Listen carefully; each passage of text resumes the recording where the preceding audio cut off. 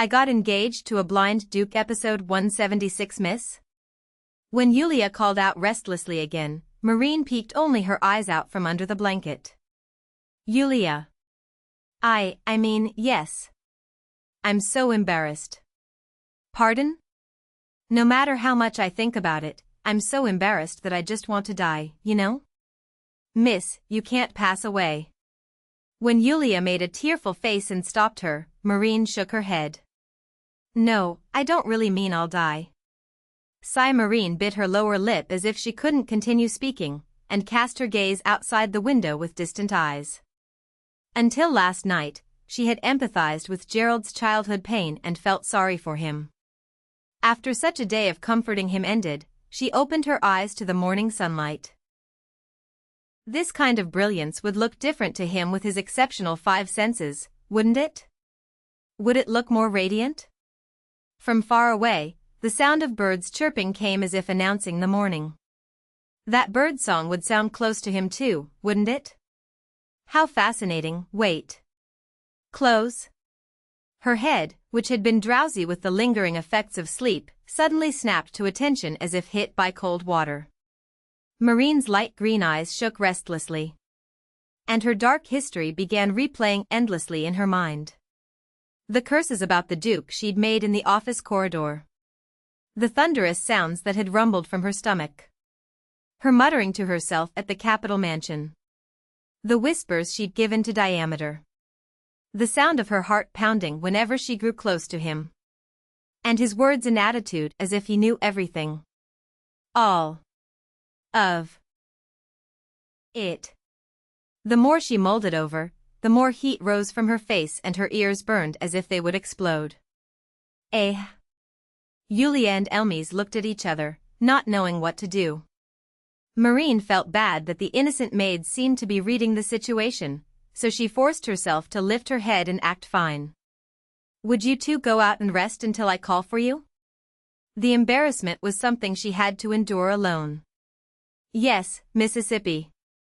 After the two left and the room became quiet, Marine executed blanket kicks while pummeling her pillow. Why are you so careless? No, wait. This isn't something I could have been careful about, is it?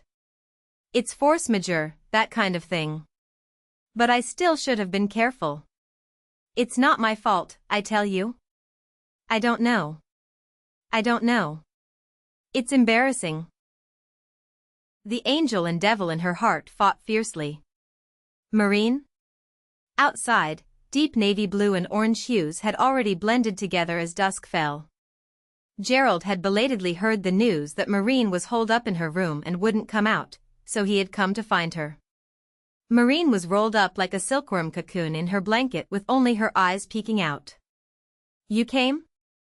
Even that appearance was lovely, but not eating all day? She was already thin enough. When Gerald tried to approach the bed, Marine suddenly shouted. Wait a moment. He silently looked at her with a puzzled expression. Are you coming closer right now? So? I think it would be better if you didn't. Why? Gerald stood in place, crossed his arms, and observed her carefully. Marine buried her face deeper in the blanket and mumbled. I haven't washed yet. That doesn't matter. I knew it would be like this. Marine suddenly raised her voice. What? You can hear all my voices, can't you? There was a hint of resentment in her voice. Because you're speaking. I just spoke in a completely tiny ant poop voice. Originally, you shouldn't be able to hear it. Marine pouted and grumbled. Finally understanding her behavior, Gerald tensed his lips to hold back laughter. Somehow it seemed like I couldn't hear it well. Liar. Marine narrowed her eyes and looked at him suspiciously. Right. It's a lie. I heard it very clearly. I knew it. When he confessed honestly, Marine replied primly. Marine, let me ask politely, may I come to your side? He could see Marine's eyes waver slightly. Marine, I want to come to your side. Gerald deliberately acted pitiful and trailed off his words. Sigh, fine. But no sticking close. I won't. Gerald approached near the bed. As he came closer, she made grunting sounds while scooting back a little. Before she could move further away, Gerald quickly lay down next to her and hugged her tightly. Gerald. Startled Marine looked at him with sharp eyes. I said I would come to your side. I said no sticking close. With the blanket wrapping around you like this, how can I stick close? When he acted coy, Marine narrowed her eyes and opened and closed her lips before firmly shutting them. So how long are you going to stay here? I was going to come out soon. Am I perhaps strange? Gerald asked while busily chasing her eyes that were avoiding his gaze. What? No. Marine opened her eyes wide and looked at him as if asking what kind of nonsense he was talking about. Finally making eye contact, Gerald tilted his head slightly to the side and whispered with a forlorn expression. Then why do you dislike me coming to your side? I think I might get hurt. Marine hurriedly pulled her hands out from under the blanket and turned his face to look at her. Her light green eyes had deepened with guilt. I'm sorry if I hurt you. That wasn't my intention. Then? I'm just embarrassed. Everything must have been audible until now, and there must have been smells too. Just thinking about it made her face gradually turn a pretty shade of red from embarrassment. Gerald gazed at her as if finding her adorable. For the first time, he had confided his secret to someone. He had fully expected this kind of reaction from her. People were bound to avoid those with abilities. Who would want their privacy exposed? Sometimes ignorance was medicine. That's why the secret was passed down only to the family head, his wife, and the eldest son. It was also a form of consideration for others. I wasn't hurt. I said that because it seemed like my lovely fiancée would show her face this way. When he spoke with an amused voice, Marine's eyes carefully examined his face as if trying to discern his true intentions. Really? Yes.